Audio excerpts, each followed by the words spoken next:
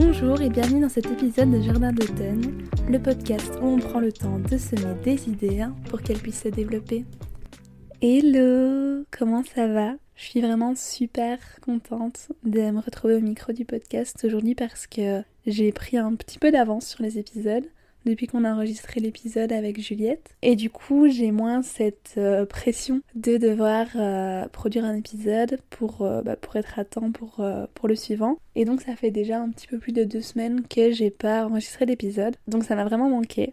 En même temps, ça m'a aussi permis de prendre le temps de réfléchir un petit peu à certains sujets que je voulais éventuellement aborder et aussi à mes envies pour 2024. J'aime vraiment beaucoup enregistrer ce podcast et j'aimerais bien essayer en 2024 de sortir un épisode par semaine. Je suis pas encore 100% sûre de cette décision-là, je la confirmerai, mais je trouverais ça vraiment chouette de pouvoir me donner rendez-vous chaque semaine avec vous pour discuter et aborder tous ces sujets dont j'ai envie de vous parler. Cette semaine, justement, le sujet de l'épisode, c'est le besoin de validation. Le besoin de validation, c'est ce désir d'approbation des autres, cette volonté d'être validé, d'être approuvé, d'être reconnu par l'extérieur. C'est totalement naturel. L'être humain, de par sa nature, c'est un être social, donc il va avoir la volonté d'appartenir, de faire partie du groupe, et donc d'être accepté et validé par celui-ci. Et en fait, je me suis rendu compte que ce besoin de validation, qu'on a tous, on peut le retrouver dans des domaines différents, dans des environnements différents, et du coup on va rechercher différents types de validation auprès de différentes personnes. Dans cet épisode, du coup, je vais vous parler de 4 grands types de validation que j'ai pu identifier et dans lesquels je me retrouve parfois. Le premier, qui est sûrement le plus obvious pour moi, c'est la validation académique. Je sais pas si tu sais ce que c'est la validation académique, mais la validation académique, c'est le fait d'associer sa valeur à ses notes, d'associer les notes que tu reçois à l'école, au lycée, à l'université, à qui tu es, à ton identité et du coup aussi à l'estime que tu as de toi. C'est vraiment le fait de laisser tes notes te définir et que tu te perçoives toi-même ta valeur, qui tu es, en fonction des résultats que tu as eu à tes examens. Ça peut venir de différentes choses. La validation académique, elle peut venir par la pression mise par les parents, par exemple. Aussi loin que je me souvienne, j'ai toujours voulu avoir des excellents points à l'école. Déjà en primaire, il fallait que je sois la première de classe. Il fallait que je sois excellente à l'école. Quand je suis arrivée au collège, c'était la même chose. Il fallait que je donne tout, que j'ai des super bons points. Au lycée, c'était toujours le cas. Et je dirais que du coup, dans mon parcours scolaire, de la primaire jusqu'au lycée, jusqu'au bac, cette pression que j'avais d'avoir des bons points, elle venait plutôt de mes parents. Parce que mes parents, en fait, ils voulaient simplement me pousser à donner mon maximum parce que j'aimais bien l'école, parce que j'avais des facilités. Donc ils voulaient me pousser pour que j'exploite au maximum ça. Mais sans s'en rendre compte, j'imagine, en voulant bien vouloir faire, ils m'ont mis une pression mais qui était énorme en fait sur moi et je l'ai pas mal vécu parce que justement, j'arrivais à ramener des bons points. Mais même si je faisais tout bien, justement, je ressentais que ma valeur, elle était égale à mes notes. Et je pense pas du tout que c'est ce que mes parents voulaient me transmettre comme message. Je sais qu'ils m'aiment très fort et je les aime très fort aussi. Mais ouais, j'avais l'impression que si je ramenais pas un 20 sur 20, j'étais pas assez. C'est pas que mon travail était pas assez, c'est que moi j'étais pas assez. Et c'est arrivé que je ramène des très bonnes notes, des 19 sur 20 et que mon père en me charriant me dise « Bah c'est tout », alors que moi j'avais tout donné pour ce contrôle et moi j'étais fière de ma note, c'était une super belle note et il y avait toujours ce truc de si c'est pas parfait c'est pas assez et du coup moi j'associais ça à je suis pas assez. Donc tout au long de ma scolarité j'avais vraiment cette pression de vouloir avoir les meilleures notes, la moyenne la plus haute, vouloir être première de classe, vouloir ramener en fait des évaluations qui étaient parfaites pour que mes parents aient rien à dire et pour qu'à leurs yeux du coup je sois parfaite aussi. Et donc mon objectif en fait c'était d'être la première de classe, d'avoir toujours les meilleurs points pour être validée par le biais de mes notes. Que le fait d'avoir 20 sur 20, ça me validait en tant que personne et ça faisait de moi quelqu'un de bien, quelqu'un d'intéressant, quelqu'un qui avait de la valeur. Et donc pour le coup, moi c'est plutôt venu de mes parents. en voulant bien faire, ils m'ont instauré ce truc de j'ai besoin d'avoir des bons points pour me sentir comme étant quelqu'un qui a de la valeur.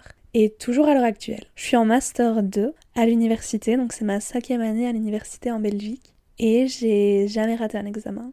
Et je me mets une pression de malade pour ne jamais rater un examen, parce que j'ai jamais rien raté, et que si je rate, eh ben ça dit quelque chose de moi et de ma valeur. Et je sais que c'est totalement faux. Je sais que c'est totalement normal pour un étudiant de ne pas toujours pouvoir avoir 100% partout, parfois de se faire avoir par une question d'examen, de mal comprendre, de pas avoir assez de temps pour étudier, mais au fond de moi, j'ai cette validation académique qui me fait dire que je peux pas rater, j'ai pas le droit à l'échec et que je dois bosser et avoir les meilleures notes. Je pense que si vous demandez à un étudiant c'est quoi son objectif pour les partiels, il y a de grandes chances qu'ils vous disent de les réussir. Moi, si vous me demandez c'est quoi mon objectif pour mes examens qui arrivent en janvier, c'est d'avoir le maximum, c'est d'avoir la meilleure note possible. Je vais jamais me dire que je veux 10 sur 20. À partir de 15-16 sur 20, je vais commencer à être contente. C'est pas normal de penser comme ça. Mais pour moi, ma performance en dessous de ces points-là, elle vaut pas la peine. Du coup, c'est que je vaux moins la peine aussi. Et je sais que c'est totalement irrationnel, mais c'est pour vous dire à quel point c'est ancré en moi, dans ma scolarité, dans mon parcours, et c'est quelque chose qui me suit depuis des années. Et maintenant, c'est plus mes parents qui me l'imposent. Mes parents, ils veulent juste que je m'épanouisse dans mes études, que je fasse un métier qui me plaise, et que je réussisse sans trop d'embûches. Maintenant, c'est moi qui me l'impose. C'est moi qui me mets mes barèmes. C'est moi qui travaille comme une folle et qui n'accepte pas l'éventualité d'échouer. Et j'ai cette satisfaction quand j'ai mes notes qui, outre et la satisfaction d'avoir de beaux résultats et d'avoir ce qu'on mérite parce que je travaille beaucoup, ça tombe pas de nulle part. En plus de cette satisfaction-là, j'ai une satisfaction intérieure où je me dis, bah ouais, je claque, la classe, je dois être dans les meilleurs. Alors que, qu'est-ce que ça change à qui je suis, en fait ? Le fait que je suis haut dans le classement ou bas. Qu'est-ce que ça change à l'amie que je suis, à la fille que je suis, à la petite copine que je suis, à la professionnelle que je vais être ? Ça change pas grand chose. Mais au fond de moi, j'ai toujours ce besoin d'avoir la meilleure note et de me ressentir comme étant meilleure parce que j'ai une meilleure note. Et ça, je trouve ça tellement fou que quelque chose qui a été planté en mon esprit par mes parents indirectement se soit resté de façon aussi forte aujourd'hui. Et ça me fait aussi peur pour l'avenir parce que c'est une composante importante de mon identité. Et je me demande comment ça va se passer dans le monde professionnel où il y aura plus de notes en fait. Donc il y aura toujours des feedbacks, des retours. Mais comment est-ce que ça va se passer? Je sais pas. J'ai déjà pas mal rationalisé par rapport à tout ça grâce à l'université, en voyant le parcours de mes amis, en voyant le parcours des autres étudiants. Mais c'est vrai que à l'heure actuelle, je suis toujours victime de ça et ça n'a pas vraiment de sens en fait. Par exemple, ici, je suis à la fin de mon stage. Je travaille dans un hôpital. Ça fait 3 mois et demi. Quand j'ai eu à la mi-stage mon évaluation, pour voir un peu comment ça se passait, ma maître de stage m'a fait le commentaire du fait que ça se voyait, que j'étais bonne élève, que ça se voyait que je voulais bien faire, que si elle me faisait une remarque, je la prenais en compte pour tout de suite améliorer la chose et donner le maximum. Ça m'a fait un peu bizarre d'entendre ça parce que je le sais que je suis bonne élève, je le sais que je veux bien faire et que tout soit toujours parfait et je suis super perfectionniste. Ça, on pourra peut-être en parler dans un autre épisode. Ce truc d'être bonne élève et de toujours vouloir être validée aussi du coup par les profs, par les figures d'autorité en général, ça fait que j'ai un rapport assez compliqué à l'autorité. Entre guillemets, aux figures comme ça qui incarnent l'autorité, que ce soit les profs à l'école, que ce soit mes parents, que ce soit du coup mes boss au travail, ma maître de stage, etc. J'ai vraiment une relation qui est compliquée parce que je veux pas décevoir et que je veux être validée. Parce que si jamais je déçois, si jamais on me fait une remarque, je vais pas la prendre comme étant une remarque sur mes aptitudes, mon travail, mes capacités à ce moment-là à faire quelque chose. Je vais prendre la remarque comme étant le reflet de qui je suis et que du coup si c'est mauvais, c'est que je suis pas assez bonne.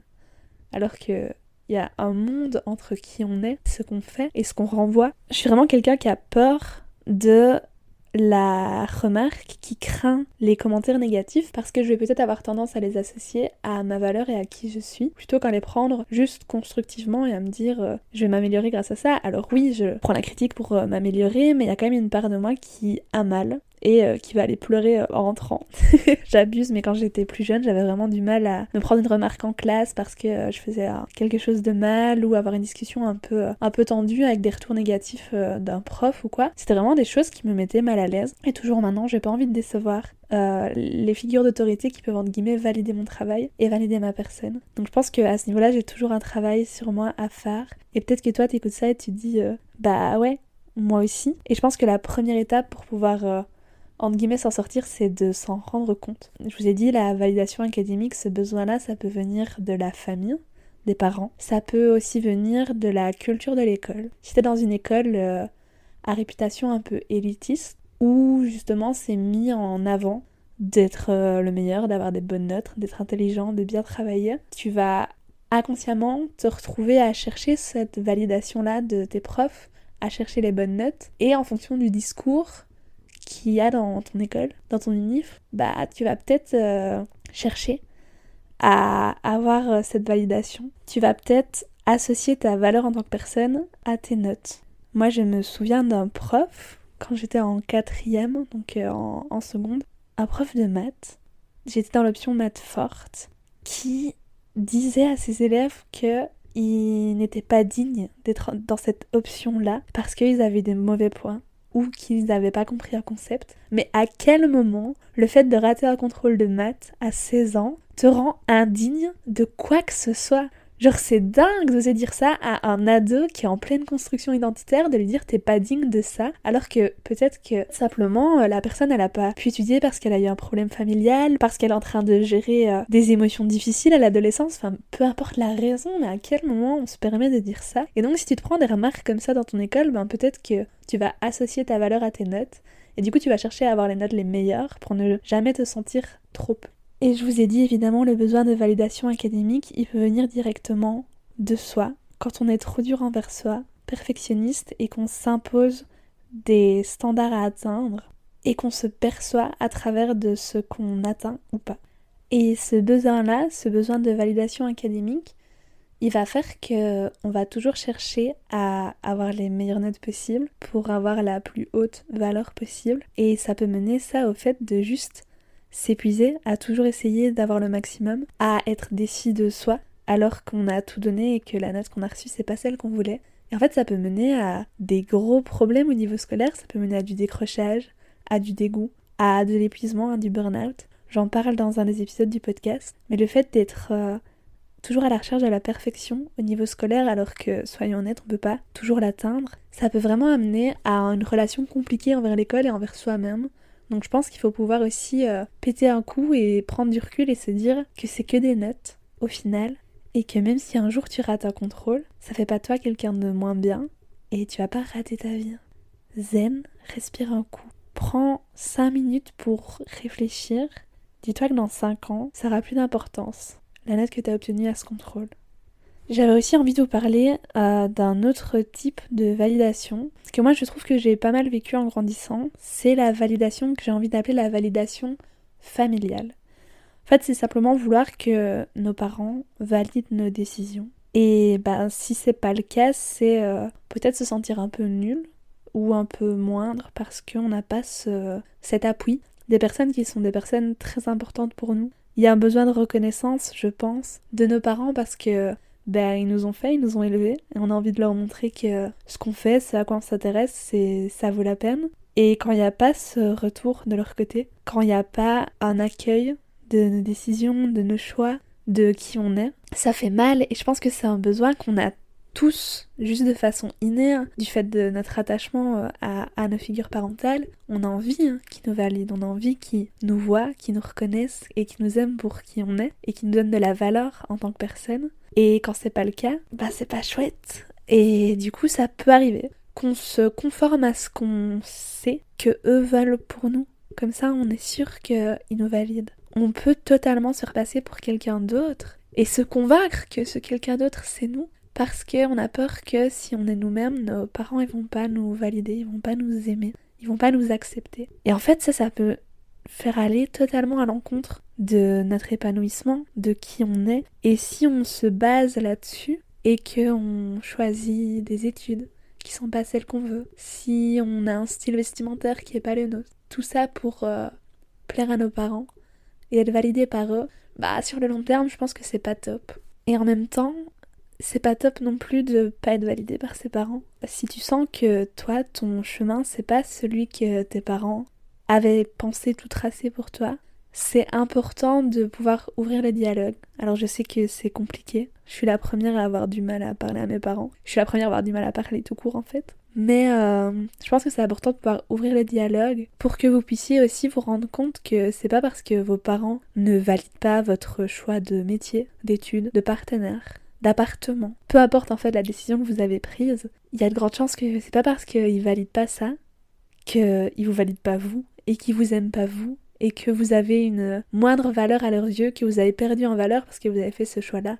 Je pense pas. Je pense que vos parents, ils vous aiment. Et même s'ils vous comprennent pas, ils vous aiment tout pareil. Et c'est pas une mauvaise note, c'est pas un mauvais choix qui va vous faire diminuer de valeur à leurs yeux. Donc n'hésitez pas à leur en parler pour être rassuré. Je voulais aussi vous parler, dans ce podcast, de la validation masculine. C'est quoi? La validation masculine, c'est le fait qu'en tant que femme, on va avoir tendance à mettre les opinions des garçons, des hommes, en priorité sur les opinions d'autres femmes ou de potes ou quoi ou comme. Et c'est le fait en fait de chercher simplement l'approbation des garçons sur une série de comportements. Et dans un bon nombre de cas, c'est totalement inconscient parce que juste en fait on est dans une société patriarcale et que de façon générale on donne plus de poids à la parole des hommes.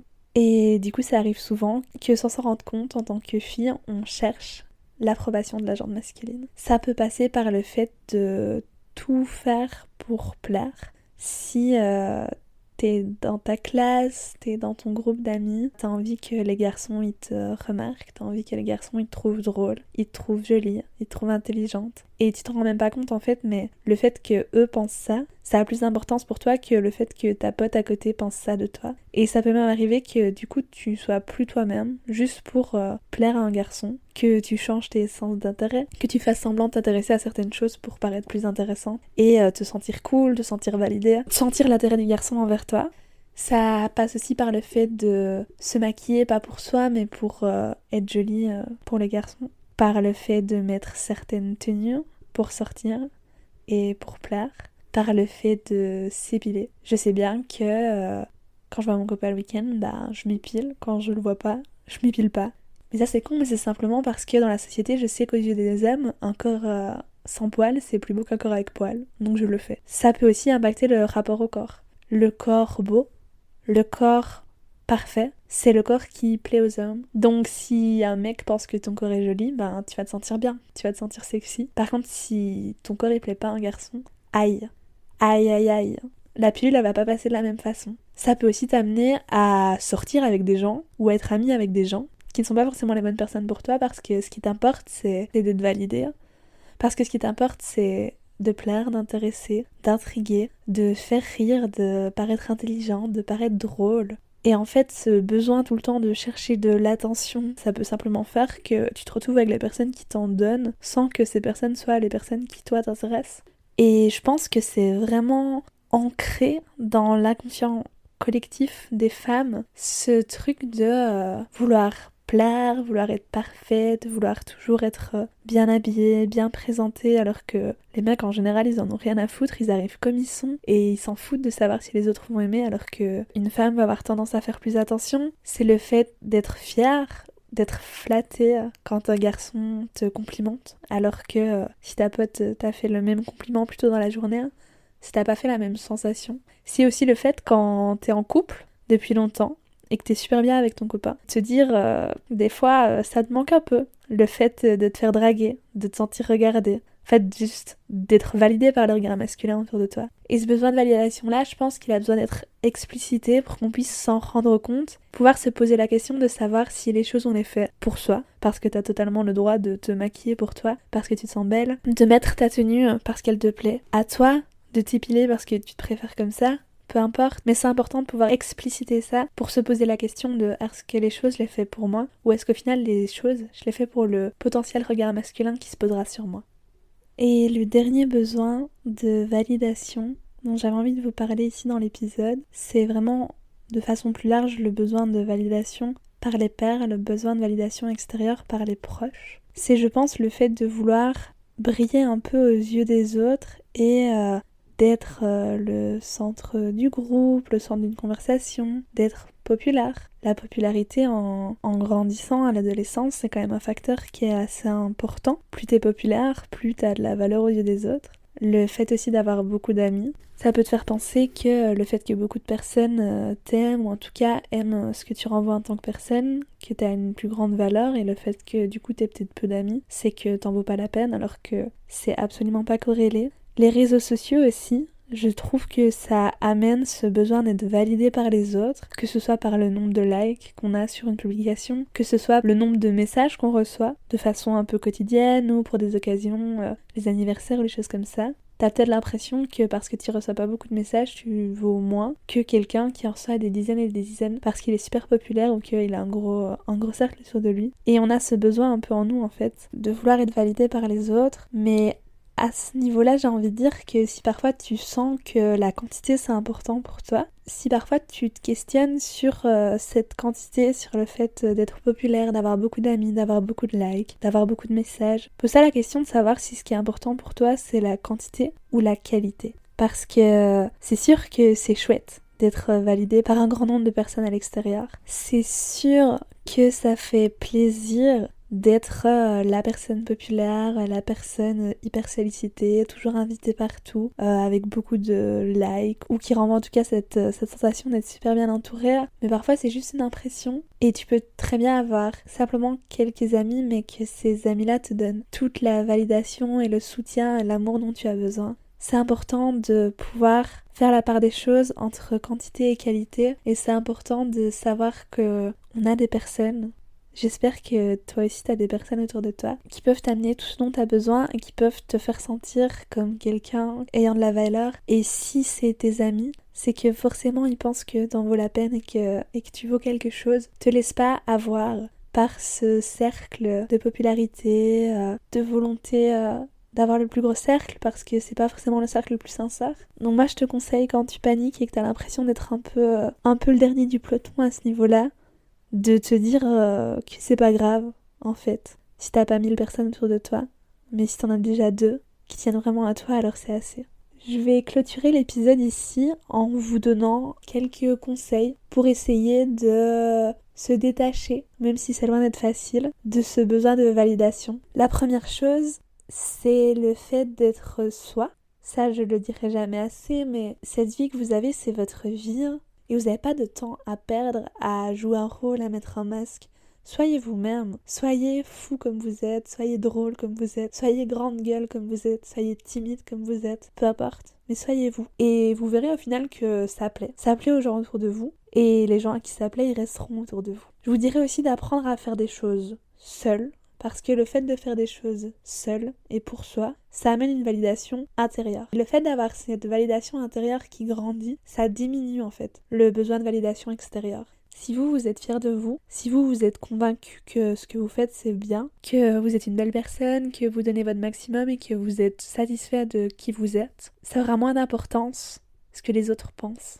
Ça aurait moins d'importance ce que les autres peuvent dire, penser, et le fait qu'ils vous valident ou pas, qu'ils vous approuvent ou pas, ça aura pas d'importance. Les gens qui nous aiment, ils nous aiment entièrement. Si tu penses à ta meilleure pote, à ton mec, à ton grand frère, à ta maman, et que tu me l'as décrit, je pense pas que tu vas me dire les choses que t'aimes pas chez ces personnes-là. Je pense que tu vas me dire tout ce que t'aimes d'abord. Et puis peut-être que tu vas citer une ou deux choses avec lesquelles t'es pas d'accord. Mais c'est quelque chose-là que tu valides pas. C'est pas pour autant qu'elles te font ne pas aimer la personne. Non, la personne, tu l'aimes pour tout ce qu'elle est. Tu la prends en entier, tu la prends comme elle est. Et en fait, les gens autour de toi, ils font pareil avec toi. Sois toi-même, et puis même s'il y a certaines choses qui passent moins bien, ça va pas empêcher les gens de t'aimer. Pour moi, la prise de conscience la plus importante à avoir quand tu souffres ou que tu es sensible à ce besoin de validation extérieure, c'est le fait de te rendre compte qu'il faut absolument dissocier ta valeur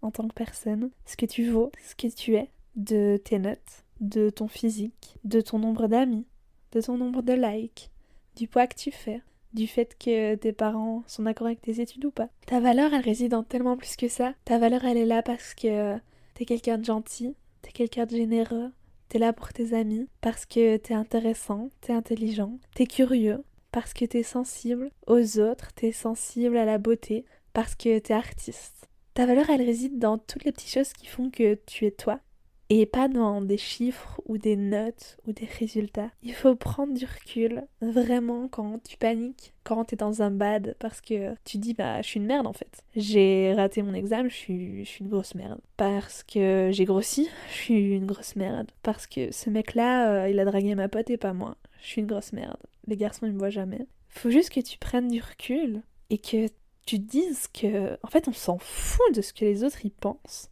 Il faut faire ce qu'on veut, il faut foncer, il faut être qui on est et le crier haut et fort, il faut faire les choses dont on a envie, il faut être qui on veut. Ce que les autres en pensent, c'est bien pour eux qu'ils le pensent, mais ça doit pas changer qui tu es. Et ça doit surtout pas changer comment tu te perçois, ce que toi tu penses que tu es. Parce que t'es sûrement quelqu'un de génial. Et la première personne qui doit le voir, c'est toi. J'espère que cet épisode t'aura plu. Moi, j'avoue que j'ai vraiment apprécié le construire et puis ici l'enregistrer. Je suis désolée si ma voix est parfois un peu bizarre, j'ai froid, j'ai pas de chauffage dans ma chambre, donc je tremblote un petit peu. J'espère que le son sera quand même bon. N'hésite pas à me dire sur l'Instagram de Jardin d'Automne, si toi aussi tu te reconnais dans ce besoin de validation, que ce soit académique, masculine, familiale ou juste extérieure. N'hésite pas à me dire si l'épisode t'a aidé, s'il t'a plu, partage-le à un proche. Et puis surtout, n'oublie pas de t'abonner et de me laisser une note sur ta plateforme d'écoute parce que c'est ce qui aide le plus le podcast à se faire découvrir. Je te fais des gros bisous et je te dis à bientôt. Merci d'avoir écouté cet épisode du podcast. J'espère qu'il fera un bout de chemin avec vous. On se retrouve dans 15 jours pour un nouvel épisode et en attendant, n'hésitez pas à aller suivre le podcast sur Instagram @jardin d'automne et à y laisser vos retours. À bientôt!